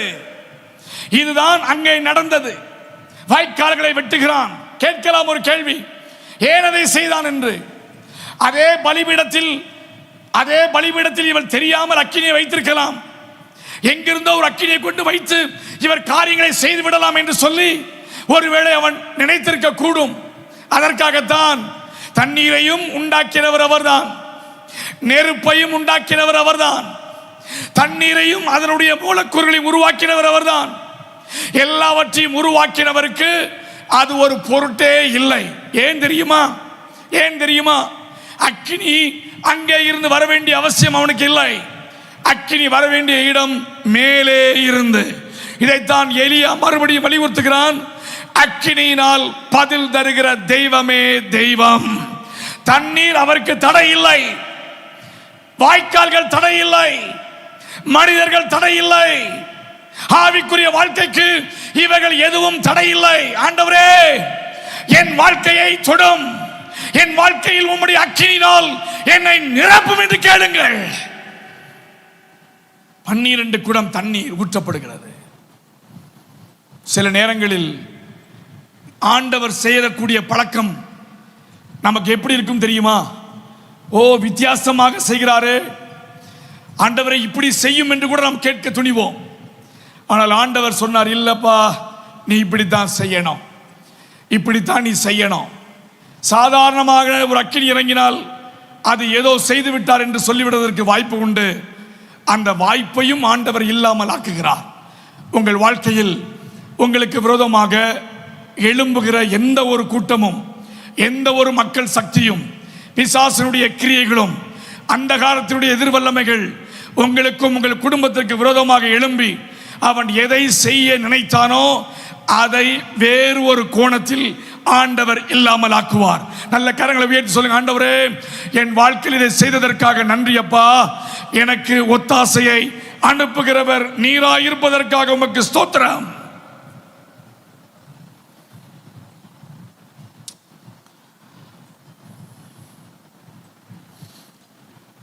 ஆண்டவருடைய இந்த அற்புதத்தை நீங்கள் பார்க்கும் பொழுது இந்த அற்புதத்தினுடைய செயலை நீங்கள் பார்க்க வேண்டும். என்ன செயலை ஆண்டவர் அங்கே செய்தார்? ஆண்டவர் அக்கினியினால் பதில் கொடுத்தது உண்மை. பதில் கொடுத்த உடனே, அந்த அற்புதத்தை பார்த்த உடனே ஜனங்களுடைய இருதயத்தை ஆண்டவர் மாற்றினார். 37வது வசனத்தை பாருங்கள். கர்த்தாவே, நீர் தேவனாகிய கர்த்தர் என்றும் தேவரீர் தங்கள் இருதயத்தை மறுபடியும் திருப்பினீர் என்றும் இந்த ஜனங்கள் அறியும்படிக்கு என்னை கேட்டருளும், என்னை கேட்டருளும் என்றார். கர்த்தருடைய பிள்ளைகளே, அற்புதங்கள் நடைபெறும் பொழுதெல்லாம் அங்கே ரிசல்ட் இருக்கணும். ஒரு அற்புதம் நடைபெறுகிறது என்று சொன்னால் அங்கே தேவன் தான் யார் என்பதை நிரூபிக்க வேண்டும். இப்பொழுது ஜனங்களுக்கு 2 நினைவுகள், குந்தி குந்தி நடக்கிற 2 நினைவுகள். ஒரு பக்கம் பாகாலுக்கு தூபம், மற்றொரு பக்கம் ஆண்டவரும் தேவை. ஆனால் இப்பொழுது ஆண்டவருக்கு நிரூபிக்கக்கூடிய ஒரு வாய்ப்பை எலியாவிற்கு ஆண்டவர் தருகிறார். எலியா எப்படி நிரூபிக்க விரும்புகிறார் என்று சொன்னால், அந்த அற்புதத்தின் மூலமாக நிரூபித்து காரியத்தை செய்வதற்காக ஆண்டவர் செய்யவில்லை. மாறாக தன்னுடைய ஜனங்கள் தன்னண்டையில் திரும்ப வேண்டும் என்பதற்காக ஆண்டவர் இந்த அற்புதத்தை செய்தார். இந்த அருமையான மாலை வேளையில் சோர்ந்து போயிருக்கக்கூடிய ஜபங்கள், வலிமை இல்லாத ஜபம், ஜபத்தில் ஒரு விதமான சோர்வு, ஜபத்தில் ஒரு விதமான தனிமை நிறைந்த ஒரு ஜபம், வல்லமை இல்லாத ஜபம், குன்றின ஜபம், ஜபத்தில் விரும்புகிற எதுவும் நடக்காத ஜபம், ஜபத்தில் அற்புதம் நடைபெறாத ஜபங்கள், ஆண்டவருடைய சன்னிதானத்தை தொட முடியாத ஜபங்கள், பிறருக்காக ஜபிக்கும் பொழுது அந்த ஜபத்தினால் எந்த வல்லமையும் நடைபெறாத ஜபங்கள், அந்த ஜபத்தில் கருத்தான வார்த்தைகள் இல்லை, அலங்கரிப்பான வார்த்தைகள் இருக்கிறது, ஆனால் கருத்தான வார்த்தைகள் இல்லை. அப்படி இருக்கும் என்றால் ஆண்டவர் நம்மிடத்தில் இடைபட முடியாது. இங்கே வேதவசனம் அழகாக சொல்லுகிறது, ஆண்டவர் அவர்களை மீண்டும் திருப்பினார். இந்த அருமையான மாலை வேளையில் நம்மை ஜெபத்திற்கு ஆண்டவர் திருப்ப விரும்புகிறார், உபவாசத்திற்கு திருப்ப விரும்புகிறார், கண்ணீரோடு நிற்பதற்கு ஆண்டவர் திருப்ப விரும்புகிறார், ஊழியங்களுக்காக ஜெபிக்க ஆண்டவர் நம்மை திருப்ப விரும்புகிறார். விசுவாசிகளாய் ஏகோபித்து எழும்பி கர்த்தருடைய ராஜ்யத்தை கட்டுவதற்கென்று ஆண்டவர் மீண்டும் நம்மை திருப்புகிறார். கேளுங்க ஆண்டவர்கிட்ட, ஆண்டவரே நீர் என்னை திருப்புங்கப்பா, நான் திரும்பி உம்மிடத்துல வந்துடணும். என் வாழ்க்கையில் எந்த விதமான பின்மாற்றங்கள் என்னை கவி விடக்கூடாது, பின்மாற்றத்தின் அனுபவங்கள் என்னை தட்டி பறித்து விடக்கூடாது. பாகால் என்கிறதான தெய்வம் மாத்திரமல்ல ஆண்டவரே, என் வாழ்க்கையில் எதெல்லாம் வேண்டாம் என்று நீர் சொல்லுகிறீரோ அத்தனையும் விட்டு விலகுவதற்கு நீர் எனக்கு கிருபை தாரும் என்று கேளுங்கள். இது அவனுடைய வாழ்க்கை. நடந்தது என்ன? ஜனங்கள் இதை கேட்டபோது முகங்குப்புற விழுந்து கர்த்தரே தெய்வம், கர்த்தரே தெய்வம் என்று ஆர்ப்பரித்தார்கள். மீண்டும் பழைய நிலைமைக்கு வர வேண்டும். உன் வாயிலே ஜெப தூபங்கள் எழும்ப வேண்டும். வார்த்தைகளினால் ஆண்டவருடைய நாமம் மகிமைப்படுகிறதை பார்க்க வேண்டும். பழைய நிலைமைக்கு ஊழியம், பழைய நிலைமைக்கு ஜெப வாழ்க்கை, பழைய நிலைமைக்கு கர்த்தருக்கு கொடுக்கும் தன்மைகள், பழைய நிலைமையில் ஆண்டவரை துதிக்கும் ஸ்தோத்திரங்கள், ஆதி அப்போஸ்தலர் காலங்களிலே ஆண்டவர் செய்த அற்புதங்களை கண்கூடாக பார்க்கும் தன்மைகள், ஆவிலே நிரம்பி ஆண்டவரை ஜெபிக்கும் அந்த அற்புதமான நேரங்களை நாம் ஒவ்வொருவருக்கும் ஆண்டவர் தருவாராக. நல்ல கரங்களை தட்டி ஆண்டவரை மகிமைப்படுத்துவோம். ஆண்டவரே, என் வாழ்க்கையில் ஒரு ஜெப வாழ்க்கையை நீர் எனக்கு தரும்படியாக நாங்கள் ஜெபம் பண்ண.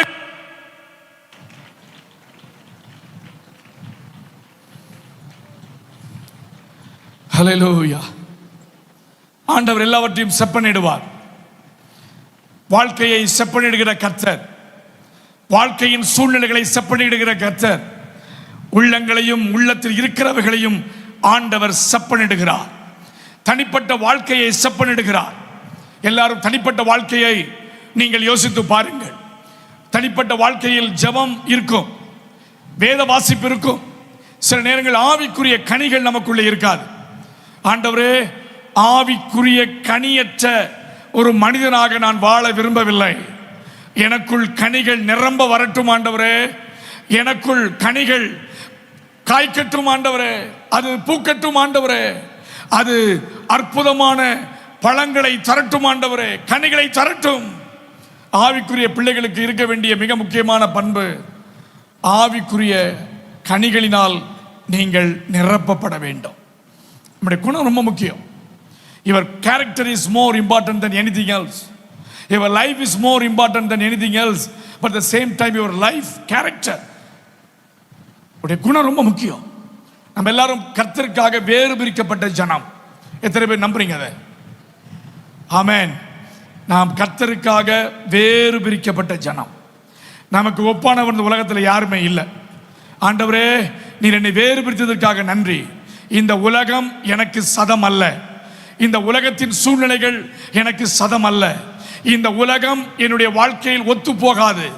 நான் இந்த உலகத்தில் வாழும்போது உமக்காகவே வாழ வேண்டும் என்கிறதான அந்த பெரும் வைராக்கியத்தை எனக்கு தரும்படியாக நாங்கள் ஜெபம் பண்ணுகிறோம். இதைத்தான் எலியாவினுடைய வாழ்க்கையில் எலியா செய்தார். பாருங்கள், இப்பொழுது எலியா ஆகாபை நோக்கி, நீ சீக்கிரமாக கிளம்பும், பெரும் மழையின் இரைச்சலினுடைய சத்தத்தை நான் கேட்கிறேன். பெருமழையின் இரைச்சலின் சத்தம். வானம் அடைக்கப்பட்டிருந்தது, வானம் திறக்கிறது, பெருமழையின் இரைச்சலின் சத்தத்தை கேட்கிறேன். கர்த்தருடைய பிள்ளையே, நீ ஆண்டவருடைய சத்தத்தை கேட்டு எத்தனை நாள் ஆயிற்று? கர்த்தர் உங்களோடு பேசி எத்தனை நாள் ஆயிற்று? சாமுவேலை தட்டி எழுப்பினவர், சாமுவேலோடு ஆண்டவர் தட்டி எழுப்பி அவனை நான் தான் என்று பேச வைத்தவர் உங்களோடு பேசி எத்தனை நாட்கள் ஆயிற்று? கர்த்தருடைய வசனத்தை கேட்டு அந்த வசனத்தை தியானிக்கும் பொழுது ஆண்டவர் கொடுத்த தரிசனம் எங்கே போயிற்று? ஆண்டவர் நம்மோடு இடைப்பட்ட அந்த தரிசனத்தின் வார்த்தைகள் எங்கே போயிற்று? இன்றைக்கு சீர்தூக்கி பாருங்கள். ஆண்டவரே, எனக்கு ஒரு சத்தம் உண்டாகட்டும், பெரும் மழையின் இரைச்சலை எலியா கேட்டது போல உம்முடைய சத்தத்தை கேட்கும் காதுகளை எனக்கு தருவீராக. என் காதுகள் மந்தமாக அல்ல, என் காதுகள் திறக்கப்படட்டும் ஆண்டவரே. உம்முடைய சத்தத்தை கேட்க உதவி செய்தருளும். என்னுடைய பெயரை சொல்லி நீ அழைத்தருளும் ஆண்டவரே. என்னுடைய பெயரை சொல்லி அழைத்து எனக்காக நாமத்திற்காக ஜெபம் பண்ணு என்று சொன்ன நாட்கள் எல்லாம் போய்விட்டது ஆண்டவரே. இன்றைக்கு உம்முடைய சமூகத்திலே என் வாழ்க்கையை ஒப்படைக்கிறேன். ஆண்டவர் தட்டி எழுப்பினார. காலையில 4 மணிக்கு எழுப்பினார, 3 மணிக்கு எழுப்பினார. அந்த ஜெப வாழ்க்கை எங்க? அந்த ஜெப நேரங்கள் எங்கே? அதிகப்படியான முழங்கால் ஜெபங்கள் எங்கே? கொஞ்சம் கொஞ்சமாக உலகம் நம்மை நோக்கி வருகிறதை நீங்கள் பார்க்கிறீர்களா? உலகத்திற்காக அல்ல, உலகத்தினுடைய ஆசாபாசத்திற்கு அல்ல, அழைத்த கர்த்தருடைய சத்தத்தை கேட்பதற்கு கர்த்தர் நம்மை அழைத்திருக்கிறார். அல்லேலூயா. காது திறக்கணுங்க, காது திறக்கணும். அவர் சத்தத்தை நீ கேட்கணும், மெல்லிய சத்தத்தை கேட்கணும். அவருடைய நாமம் என்ன என்பதை உங்களுக்கு உச்சரிக்கதை கேட்கணும். கர்த்தருடைய வாழ்க்கையில் என்ன செய்ய போகிறார் என்பதை அவர் உங்களுக்கு காண்பிக்கணும். அதான் கிறிஸ்தவ வாழ்க்கை. இங்கே அமர்ந்திருக்கக்கூடிய மனிதர்கள், தேவ ஊழியர்களிடத்தில் பாருங்கள், கேளுங்கள். தலைவர்கள், முந்தின தலைவர்கள் எல்லாம் நீங்கள் கேட்டு பாருங்கள். ஆண்டவர் எவ்வளவாய் உங்களுடைய ஆவிக்குரிய தலைவர்களோடு, அப்போஸ்தலர்களோடு, தேவ மனிதர்களோடு ஆண்டவர் பேசினார் என்பதை உங்களுக்கு அவர்கள் எடுத்து சொல்லியிருப்பார்கள். ஏன் இன்றைக்கு ஆண்டவர் உங்களோடு பேசவில்லை? ஆண்டவர் பேசாமல் இருப்பதற்கு காரணம் என்ன? உலகமா? உலகத்தினுடைய ஏதாவது ஒன்று நம்மை கரைப்படுத்துகிறதா? ஆண்டவர் விரும்பாத செயல் நமக்குள் இருக்கிறதா? அசுத்தமான தொடர்புகள் இருக்கிறதா? ஆபாசங்கள் நமக்குள்ளே இருக்கிறதா? அசுத்த சிந்தனைகள் நமக்குள்ள கரைபுரண்டு ஓடுகிறதா? எல்லாவற்றையும் ஆண்டவர் இன்றைக்கு அக்கினியினால் சுட்டரிப்பார். அக்கினியினால் பதில் தருகிற தெய்வமே தெய்வம். அல்லேலூயா. கேட்டேன்னு சொல்றான், சத்தம் மழை சத்தம் கேட்கிறேன். வேலைக்காரன் சொல்றாப்பா மழை சத்தம் வருது, போய் பாருப்பா. முதல்ல போய் பார்க்குறான், இல்லை. மறுபடியும் எலியா சொல்ல, 7 முறை போய் பார், 7 தரம் போய் பார். சத்தம் வரும், சத்தம் வரும். ஒரு முறை பார்க்க முடியவில்லை என்றால் அதை விட்டு விடாதிருங்கள். ஒரு முறை ஆண்டவர் உங்களிடத்தில் பேசவில்லை என்றால் நீங்கள் உடனே மறுத்து போய்விடாதிருங்கள். மீண்டும் மீண்டும் தட்டிக்கொண்டே இருங்கள். தட்டுங்கள், உங்களுக்கு திறக்கப்படும். கேளுங்கள், உங்களுக்கு கொடுக்கப்படும். தட்டிக்கொண்டே இருங்கள், திறக்கப்படும். பேசிக்கொண்டே இருங்கள், ஆண்டவர் பேச ஆரம்பிப்பார். கர்த்தருக்கு மகிமை உண்டாவதாக. இப்பொழுது 7ஆம் தரம் சமுத்திரத்திலிருந்து ஒரு சிறிய ஒரு மேகம் எழும்புகிறது. இந்த மேகம் எழும்புவதற்கு முன்பாகவே எலியா அத்தனை பேரையும் கொன்று போட்டு விட்டான். இப்பொழுது செய்தியினுடைய 2வது பகுதியை ஆரம்பிக்க விரும்புகிறேன். இதுவரையில் நம்முடைய வாழ்க்கையில் அற்புதங்களை பார்க்கிறான். தன்னைத்தானே ஆசீர்வாதமாக நிறுத்திக் கொள்கிறான். தன்னுடைய வாழ்க்கை அவன் புரிந்து கொள்கிறான். ஆனால் இப்பொழுது திடீரென்று அவனுடைய வாழ்க்கையில் ஒரு வித்தியாசமான வாழ்க்கை முறை வருகிறதை பார்க்கிறோம். அந்த வாழ்க்கை முறை என்ன? ஆகாபும் அவனுடைய மனைவியும் சேர்ந்து ஒரு திட்டத்தை தீட்டுகிறார்கள். அது என்ன திட்டம் என்றால், இவனை ஒன்றுமில்லாமல் ஆக்க வேண்டும். இவனை ஒன்றுமில்லாமல் ஆக்க வேண்டும்.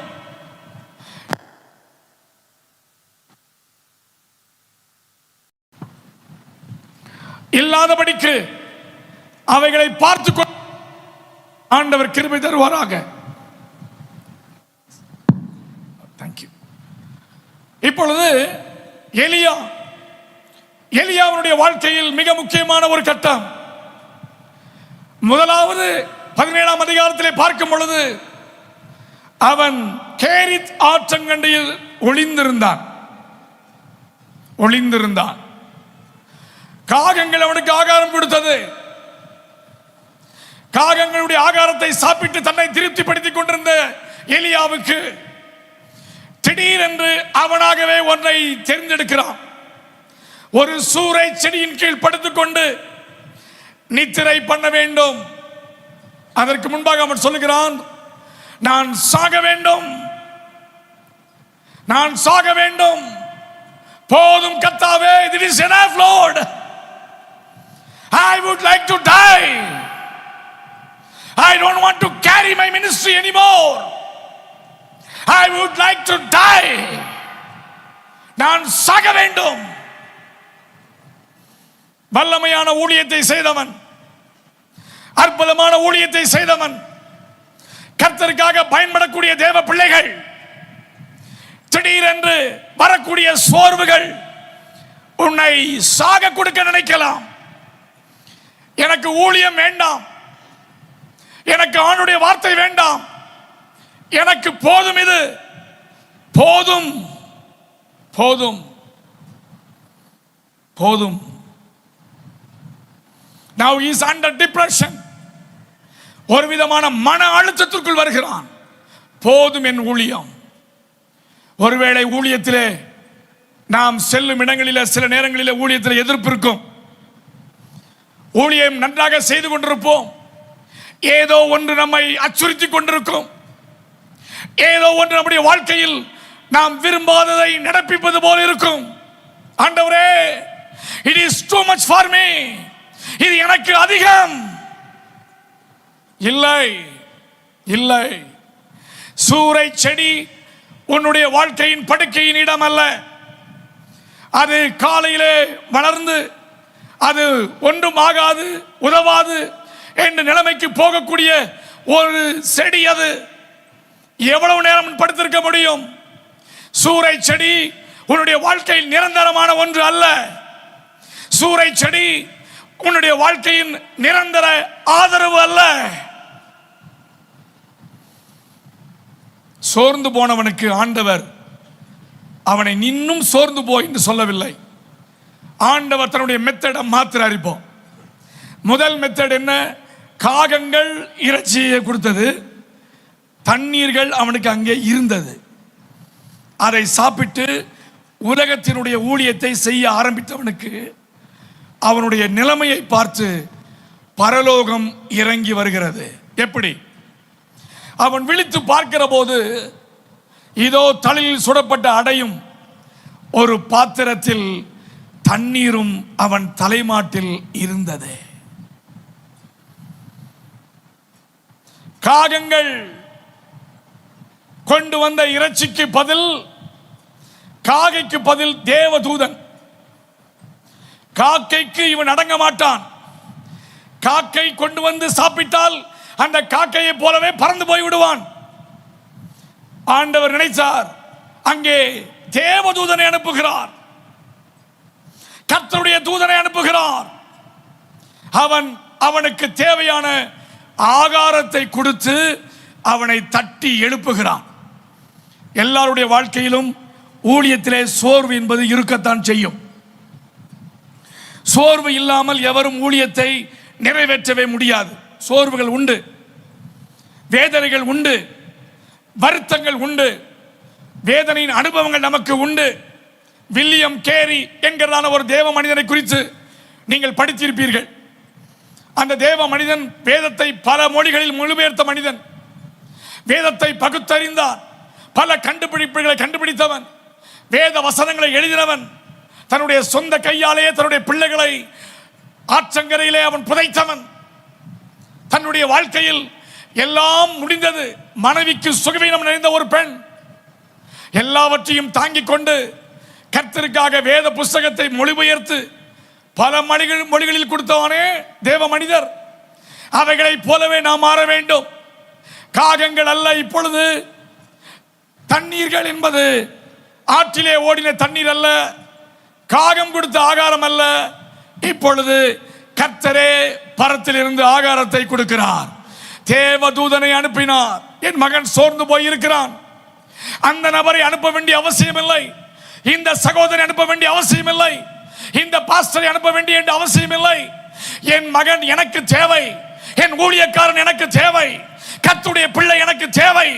என்னுடைய ஊழியத்தை இன்னும் பலமாக செய்வதற்கு இந்த பிள்ளைகள் தேவை என்பதை கர்த்தர் அறிந்து அவரே கீழே இறங்கி வந்து, எலியாவே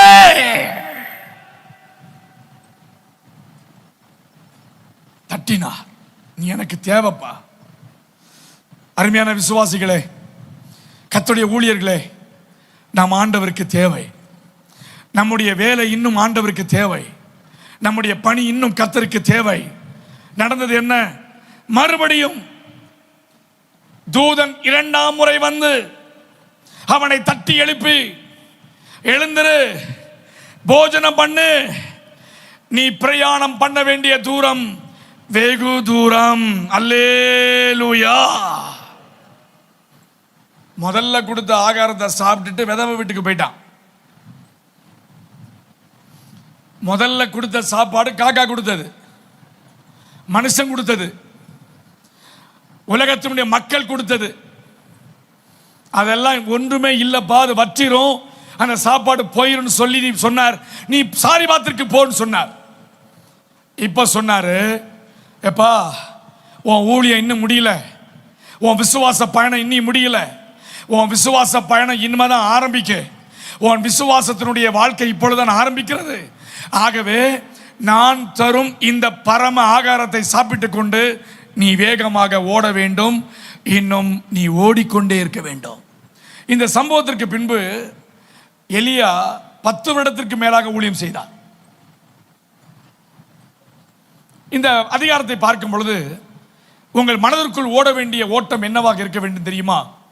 ஆண்டவரே, என்னுடைய வாழ்க்கையில் ஒருவனுக்காக பயந்து, ஒரு நிகழ்ச்சிக்காக பயந்து, ஒரு பிரச்சனைக்காக பயந்து, ஏதோ ஒன்று நடந்ததற்காக நான் பயந்து, நான் ஓடும் பொழுதும் கூட, சோர்ந்து போகும்போது கூட நீர் என்னை அரவணைப்பதற்காக உமக்கு நன்றி ஆண்டவரே. உம்முடைய கரத்திற்காக நன்றி ஆண்டவரே. ஒரு சபதமாக, ஒரு விசுவாச பிரமாணமாக ஒன்று எடுக்க விரும்புகிறேன். நான் இனிமேல் என் ஆண்டவரை விட்டு ஒருபோதும் எங்கே போக மாட்டேன். அவன் ஓடின இடம் எது? அங்கே தங்கினான்.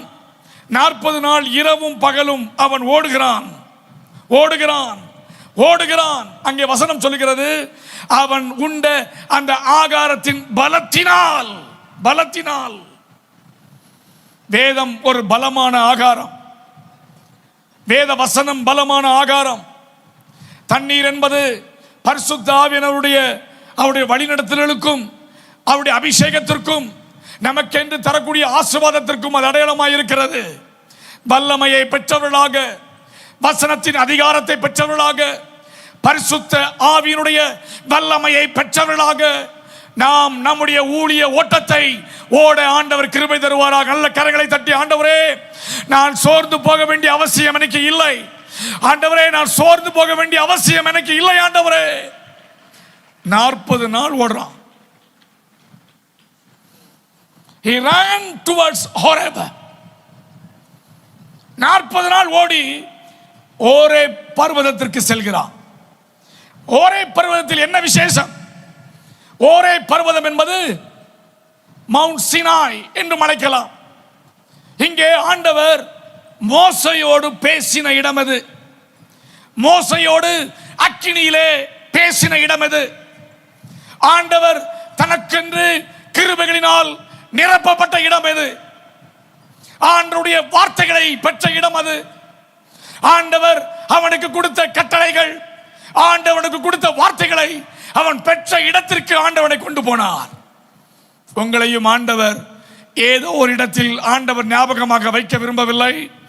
தன்னுடைய பிள்ளைகளை சந்தித்த இடத்திற்கு, ஊழியத்தை நிரூபித்த இடத்திற்கு ஆண்டவர் கொண்டு வருவார். கர்த்தருக்கு மகிமை உண்டாவதாக. ஆண்டவர் நிரூபிப்பார், உங்கள் ஊழியங்களை நிரூபிப்பார். உங்களுடைய ஊழியத்தினுடைய தன்மையை நிரூபிக்கும் காலம் இது. இந்த வார்த்தையை நீங்கள் கவனமாக கேட்டால் வேதம் சொல்கிறது, அவன் ஓரே மட்டும் அங்கே போனான். சில நேரங்களில் ஆண்டவரே, என் வாழ்க்கையில் எது எனக்கு சரி என்று தெரியவில்லை, ஆனால் எது சரி என்று உமக்கு தெரியும். ஓடுகிறான், ஓடுகிறான். தன்னுடைய வாழ்க்கை முழுவதும் சோர்வு நீங்க ஓடுகிறான். தன்னுடைய வாழ்க்கையினுடைய சோர்வுகளை அகற்றுவதற்காக ஓடுகிறான். எல்லாவற்றையும் தேவன் சந்திப்பார் என்பதை அறிந்தவனாக ஓடுகிறான். அவன் வாயில் இருந்த ஒரே வார்த்தை என்ன தெரியுமா? ஆண்டவரே, நான் ஒருவன் மாத்திரம்தான் மீதியாக இருக்கிறேன். முதலில் ஒருவனாக இருந்தவனுக்கு பெரிய அற்புதத்தை செய்த ஆண்டவருக்கு அவன் ஒரு கேள்வி கேட்கிறான். இப்பொழுது நான் ஒருவன் மாத்திரம்தான் ஆண்டவரே இருக்கிறேன்.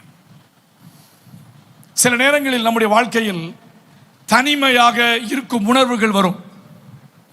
என் ஊழியத்தில் உதவி செய்வதற்கு எவரும் இல்லை, என்னுடைய குடும்பத்தை விசாரிப்பதற்கு ஒருவரும் இல்லை, என்னுடைய பிள்ளைகளுடைய தேவைகளை சந்திப்பதற்கு ஒருவரும் இல்லை, நான் தனியாக கஷ்டப்படுகிறேன் ஆண்டவரே, நான் தனி நபராக ஓடிக்கொண்டிருக்கிறேன், ஒரு தனிநபராக என்னுடைய ஊழியத்தை நான் நிறைவேற்றிக் கொண்டிருக்கிறேன், என்னுடைய வாழ்க்கையில் தனிப்பட்ட மனிதனாக வாழ்ந்து கொண்டிருக்கிறேன் ஆண்டவரே, எனக்கு என்ன செய்ய முடியும் என்று நீங்கள் கேட்டால் ஒன்றை தெளிவாக சொல்லுகிறேன். இடி வந்தது, மின்னல் வந்தது, பூமி அதிர்ச்சி வந்தது, பூமி அதிர்ச்சிக்கு பின்பாக அக்கினி உண்டாயிற்று. அக்கினியில் கர்த்தர் இருக்கவில்லை, அக்கினிக்கு பின்பாக ஆண்டவர் அமர்ந்த மெல்லிய சத்தம் உண்டாயிற்று.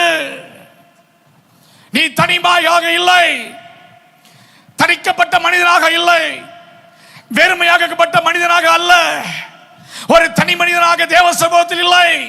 உங்களையும் என்னையும் நடத்தக்கூடிய கர்த்தர் நம்மோடு கூட இருக்கிறார். அல்லேலூயா. ஆண்டவர் பேசுறார். எலியாவே, ஆண்டவர் பெயர் சொல்லி அழைக்கிறவர், ரேண்டமா கூப்பிட மாட்டார், வாப்பான்னு கூப்பிடல. எலியாவே, வேர் ஆர் யூ? எலியாவே, நீ எங்கே இருக்கிறாய்? எங்கே இருக்கிறாய்? விசுவாசிகள், ஊழியர்கள், வெளியே வாருங்கள், கர்த்தருடைய சத்தத்தை மீண்டும் கேட்போம். தேவனுடைய சத்தத்தை கேட்க ஆண்டவர் நமக்கு கிருபை தருவாராக. முதலாவது சத்தம், ஆண்டவர் அவனோடு இடைப்பட்ட போது அவன் ஆண்டவரை மகிமைப்படுத்தினான், ஆண்டவரோடு பேசிக்கொண்டே இருந்தார். இப்பொழுது ஆண்டவர் பேசுகிறார் மெல்லிய சத்தமாய், எலியாவே, உனக்கு என்ன ஆயிற்று? ஒருபோதும் நினைத்து விடாதிருங்கள் என்னை குறித்து ஆண்டவர் விசாரிப்பாரா என்று. ஆண்டவங்களை விசாரிப்பார். அவர் விசாரிக்கிற கர்த்தர். பெரும் காற்றுக்கும் பெரும் இடிக்கும் மின்னலுக்கும் இடையில் சத்தமாக அவர் பேச விரும்பவில்லை. மாறாக நம்முடைய தோள்களில் தட்டி, நம்மை அணைத்து கொண்டு அவர் பேச விரும்புகிறார். எத்தனை பேர் சொல்லுகிறீர்கள், ஆமாண்டவரே, எனக்கு ஒரு தொடுதல் தேவை. Lord, I need a touch from you, Lord. Lord, I need a great touch from you, Lord. When you touch me, all my depression will go off. ஆண்டவரே, நீர் என்னை தொடும்போது எனக்குள் இருக்கக்கூடிய அழுத்தங்கள் போகும், எனக்குள் இருக்கக்கூடிய தாழ்வு மனப்பான்மைகள் போகும், எனக்குள் இருக்கக்கூடிய அந்தகாரத்தினுடைய கிரியைகள் மாறும், என்னை துன்பப்படுத்தக்கூடிய கனவுகள் என்னை விட்டு மாறும், என்னை வேதனைப்படுத்தக்கூடிய மனிதர்கள் என்னை விட்டு அகன்று போவார்கள். எனக்கு விரோதமாக எப்பொழுதுமே தீமை செய்து கொண்டிருக்கக்கூடிய பொல்லாத மனிதனுடைய கூட்டங்களை கர்த்தர் நிராகரிக்கும்படியாக நான் ஜெபம் பண்ணுகிறேன் இயேசுவின் நாமத்தினாலே. ஆண்டவர் மெல்லிய சத்தத்தோடு அவனோடு பேசினார். நீ ஓடி போய் மலையிலே போய் நில். 19ஆம் அதிகாரத்தின் 5-6 வசனங்களை பார்க்கும் பொழுது ஆண்டவர் அவனை ரீஃப்ரெஷ் பண்ணுகிறார். ரீஃப்ரெஷ் என்ன? மீண்டும் உற்சாகப்படுத்துகிறார். அதனுடைய அடையாளம் என்ன? அவனுக்கு கொடுக்கப்பட்ட ஆகாரம். சில நேரங்களில் ஊழியர்கள் நம்ம ஓடிக்கொண்டே இருப்போம், டே டைம் பார்க்காம ஓடுவோம், என்ன நடக்குனே தெரியாம ஓடிக்கிட்டு இருப்போம். ஒன்று சொல்றேன், ஊழியர்களுக்கு தேவையான நேரத்தில் ஓய்வு தேவை. சில நேரங்கள் அமைதியாக இருக்க வேண்டிய ஒரு காலங்கள் உண்டு. தேவையான உடலுக்கு தேவையான ஆகாரங்கள் தேவை, சரீரத்திற்கு தேவையான ஆகாரங்கள் தேவை, ரெஸ்ட் வேணும். சரியா அதை புரிஞ்சுக்கிடணும். ரொம்ப நாள் ஓட முடியாது. சரீரம் களைப்படைந்தால் அந்த களைப்பினால் ஊழியத்தை திறம்பட செய்ய முடியாது. சில நேரங்களில் ஓய்வெடுக்க வேண்டும் என்றால் ஓய்வெடுங்கள். கர்த்தர் தரக்கூடிய ஆகாரத்தை ஸ்தோத்திரத்தோடு நன்றியோடு ஜெபித்து அதை உட்கொள்ளுங்கள். கர்த்தர் உங்களை பலப்படுத்துவார். உங்களுடைய தேவைகளை ஆண்டவர் ஆச்சரியமாக சந்திப்பார். அல்லேலூயா. அது மாத்திரமல்ல, அவருடைய சத்தத்தை கேட்ட பின்பு ஆண்டவரோடு இடைபடுகிறார். ஆண்டவரே, நான் இப்பொழுது என்ன செய்ய வேண்டும்? என்னுடைய செய்தியினுடைய மூன்றாவது காரியம், நான் என்ன செய்ய வேண்டும், நான் என்ன செய்ய வேண்டும் என்று நீர் விரும்புகிறீர். ஆண்டவர் ஒரு திட்டத்தை வச்சிருக்கிறார். எல்லாரும் சொல்லுங்க பார்க்கலாம் அந்த வார்த்தையை. ஆண்டவர் என் வாழ்க்கையை குறித்து ஒரு திட்டம் வைத்திருக்கிறார். நம்புறீங்களா? நம்புறீங்க மாத்திரம் ஒரு ஆமென் சொல்லுங்க பார்க்க சத்தமா. எல்லாத்துக்கும் ஒரு நோக்கம் உண்டு. God have a purpose on our life. நம்ம வாழ்க்கையில் ஒரு நோக்கம் உண்டு. அந்த நோக்கத்தை சொல்றேன் பாருங்க. எலியாவே, நீ என்ன நோக்கி வந்துட்டப்பா, உன்னை எல்லாருமே சரி பண்ணிட்டேன், உன் இறுதியெல்லாம் சரியாயிட்டு, இப்போ நீ ஒரு 3 காரியத்தை செய்யணும். You have to do 3 things. ஒன்று, நீ தமஸ்கு வழியாக சென்று திரும்பி போய் ஆசகேலை சீரியாவின் மேல் ராஜாவாக அபிஷேகம் பண்ண வேண்டும். 1. 2, நிம்சியின் குமாரனாகிய யெகூவை இஸ்ரவேல் மேல் ராஜாவாக அபிஷேகம் பண்ண வேண்டும். சாப்பாத்தின் குமாரனாகிய எலிசாவை உன் ஸ்தானத்திலே தீர்க்கதரிசியாக அபிஷேகம் பண்ண வேண்டும். இந்த 3 வேலை இருக்கு. There are 3 things, 3 works every minister has to do. ஊழியம் முடியவில்லை. ஊழியம் இப்பதான் ஆரம்பிக்க. ஊழியம் ஒருபோதும் நிறுத்தப்படவில்லை. ஊழியங்கள் ஒருபோதும் நம்மை விட்டு எடுபட்டு போகவில்லை. இனிமேல் தான் கர்த்தருடைய பிள்ளைகள் வேகமாக எழும்ப வேண்டும். இனிமேல் தான் அபிஷேகம் பண்ணப்பட வேண்டும். இனிமேல் தான் கர்த்தருடைய ஊழியத்தை தெளிவாக செய்ய வேண்டும். இனிமேல் தான் கர்த்தர் உங்களை கொண்டு செய்ய வேண்டிய ஊழியத்தை கர்த்தர் இனிமேல் நிறைவேற்றுவாராக. ரட்சிக்கப்படாதவர்களுக்காக ஜெபம் பண்ண ஆரம்பியுங்கள். சீரியாவின் ராஜா என்பவன் புறஜாதி. அவனை ஆண்டவர் கொண்டு வருவார். இயேசுவை அறியாதவர்கள், கர்த்தரை தெரியாதவர்கள், கர்த்தரை புரியாதவர்களுக்கு நீங்கள் தான் ஒரு ஆவிக்குரிய தலைவனாக மாற வேண்டும். அவர்களை கர்த்தரிடத்தில் கொண்டு வர வேண்டும். சொல்லுங்கள், தைரியமாக சொல்லுங்கள், ஆண்டவரே, என்னுடைய ஊழியம் மனுஷரால் மறக்கடிக்கப்பட்டது போல் இருந்தது. என்னுடைய ஊழியம் மங்கினது போல் இருந்தது. என்னுடைய ஊழியம் நடைபெறாது என்று போல் இருந்தது. என்னுடைய ஊழியத்திற்கு எனக்கு பின்பாக எவரும் ஊழியம் செய்வதற்கு எவருமே இல்லை என்பது போல் இருக்கிறது. எனக்கு பின்பாக எவரும் என் குடும்பத்தில் ரட்சிக்கப்பட மாட்டார்கள் என்பது போல் இருக்கிறது. இல்லை, நீ ஆசகேலை சீரியாவின் மேல் அபிஷேகம் பண்ண வேண்டும். உன்னை கொண்டு ஆண்டவர் செய்ய வேண்டிய ஊழியம் இன்னும் முடியவில்லை. இரண்டாவதாக, யெகூவை அங்கே நீ அபிஷேகம் பண்ண வேண்டும். தன்னுடைய சொந்த ஜனத்திற்கு, இஸ்ரவேல் வம்சத்திற்கு நீ ஜனங்களை ஏற்படுத்த வேண்டும். சொல்லி ஜெபம் பண்ண ஆரம்பிங்க. ஆண்டவரே, இந்த ஊழியங்கள் எல்லாம் இருக்கும்போது நான் எப்படி உம்மை விட்டு தூரமாய் போக முடியும்? இவ்வளவு பெரிய ஊழியத்துடைய அபிஷேகத்தை நீ எனக்கு தந்தபடியினாலே நான் உமக்கு நன்றி செலுத்துகிறேன். மூணாவதாக, உன் ஸ்தானத்தில் நீ எலிசாவை ஏற்படுத்துவாயாக. ஊழியம் நிற்காது. இயேசுவை தொழுதுடைய கூட்டம் நிற்காது. இயேசுவை வழிபடுகிற கூட்டம் குறையாது. இயேசுவை மகிமைப்படுத்தக்கூடிய கூட்டம் நாளுக்கு நாள் உயரும். இயேசுவை உயர்த்துகிற கூட்டம் நாளுக்கு நாள் எழும்பும். இயேசுவை மகிமைப்படுத்தக்கூடிய கூட்டம் நாளுக்கு நாள் மாத்திரமல்ல, அவர்கள் எழும்புகிறதை பார்க்க வேண்டும். இன்னைக்கு ஒரு தீர்மானம் பண்ணுங்க. ஆண்டவரே, எனக்கு என்று முன்குறித்த எல்லாவற்றையும், எனக்காக செய்ய வேண்டும் என்று சொன்ன எல்லாவற்றையும் நீர் எனக்கு செய்தருளுவீராக. என் குடும்பத்திற்கு செய்தருளுவீராக. என் சபைக்கு செய்தருளுவீராக. நான் இருக்கும் இடத்திற்கு செய்வீராக. அதை ஆண்டவர் செய்வார். ஊழியம் நிறைவு பெறவில்லை, ஊழியம் ஆரம்பமாகிறது. இதெல்லாம் முடிந்த பின்பு 2 ராஜாவுக்கு வரும்போது எலியாவினுடைய வாழ்க்கையினுடைய நிலைமைக்கு வரும்போது அவன் எலிசாவோடு பேசுகிறான். அங்கே இருந்த தீர்க்கதரிசன புத்தர்களாம் சொல்லுகிறார்கள், உன்னுடைய தலைவனாய் இருக்கக்கூடிய எலியாவை கர்த்தர் இன்றைக்கு சுழல் காற்றிலே எடுத்துக்கொள்ள போகிறார், அக்கினி ரதத்திலே எடுத்துக்கொள்ள போகிறார், அது உனக்கு தெரியுமா என்று கேட்கிறான். அவன் சொல்றான், சும்மா இருப்பா, எனக்கு தெரியும். I know. You don't want to explain to me. எனக்கு தெரியும். ஒவ்வொரு இடமா போறாங்க, கில்காக்கு போறாங்க, பெத்தேலுக்கு போறாங்க. ஒவ்வொரு இடத்துக்கு போகும்போது அவன் ஒரு கேள்வியை வைக்கிறான். ஆண்டவரிடத்தில் இந்த கேள்வியை வையுங்கள், இன்றைக்கு எல்லாம் செய்த உங்களுக்கு ஒரு பலன் உண்டு, எல்லா ஊழியத்தையும் செய்த உங்களுக்கு பலன் உண்டு.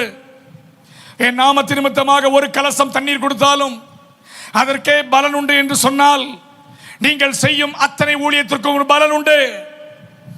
எலிசாவே, உனக்கு என்ன வேண்டும், என்ன வேண்டும் கேள், உனக்கு தருகிறேன், கேளுங்கள்.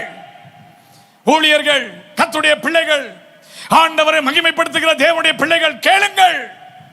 அவன் கேட்ட காரியம் என்ன தெரியுமா? உன்னுடைய ஆவியின் வல்லமையும் வரமும் எனக்கு இரட்டிப்பாக கிடைப்பதாக.